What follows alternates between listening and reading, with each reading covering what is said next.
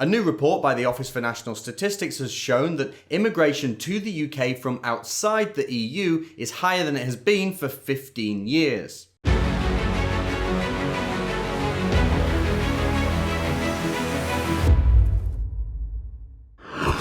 A new report by the Office for National Statistics, the ONS, has shown that migration from outside the EU to the UK has risen, while migration from the EU has actually plummeted since the referendum. The BBC reports, net migration to the UK from countries outside the European Union has hit its highest level for 15 years, the ONS says. Figures show 261,000 more non-EU citizens came to the UK than left in the year ending September 2018, the highest since 2004. In contrast, net migration from EU countries has continued to fall to a level last seen in 2009.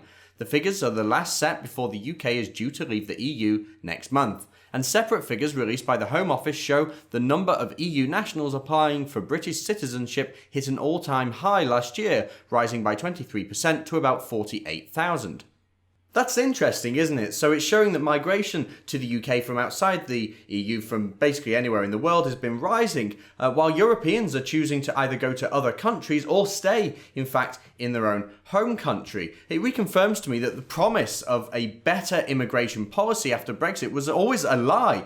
Right from the beginning. I mean, Brexit's a good start, don't get me wrong, but we have to accept that it's not going to solve all our problems. Everything isn't just going to be dandy after March 29th. And do you remember during the referendum campaign how we were told over and over and over again by everybody, Liam Fox, Nigel Farage, Boris Johnson, everybody said that once we leave the EU, we can take control of our borders. Well, frankly, we can't, and it's clearer now, more than ever, that we can't. This entire time, the government has already had the power to reduce immigration, particularly from outside the EU, which is where most of our immigration comes from. But they did nothing. Instead, the government has continued to ignore its own promise of reducing immigration to less than 100,000. This graph from the ONS shows just how far off we are from this target. So this leaves me asking a number of questions. Primarily, actually, is just why? Why is the government allowing this to happen? Why are they committed to controlling immigration, as Theresa May likes to say, but not reducing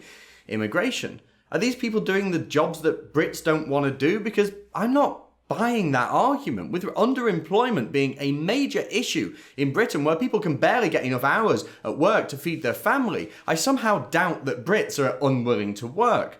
Why is it that our political class, the Tories and Labour, and basically every other person who's been elected to the House of Commons in Westminster, why is it they're all so completely committed to these unsustainable numbers of people pouring in every year, rather than us constantly having to defend our position against mass immigration? Why do the politicians not have to defend their commitment to mass immigration and their commitment to these huge numbers of people coming in every year? Because public opinion is pretty clear. YouGov found that most Brits believe that mass immigration is a problem. In fact, they believe that it's been way too high for many years, with an April 2018 poll showing that some 63% of Brits think that immigration is too high. Is there an agenda here? Because if the British people don't want mass immigration, which is clear, why is it that the politicians are so seemingly willing to risk losing political support because of it? I mean, they probably know that our voting system, not proportional representation, of course, it's first past the post, stands in the way of any major breakthrough for a party that stands against mass immigration. Though with the emergence of the independent group that split from the Labour Party, maybe we'll see a fracture in the Westminster politics that changes the way people vote sometime in the future. Our leaders should make absolutely no mistake. If they allow immigration to rise even after Brexit, then they're going to have to face the wrath of the voting public. I don't think people are willing to take this for very much longer. If you like that and want to see more, don't forget to like and subscribe. Oh, and click that little bell button too to make sure you never miss another video again.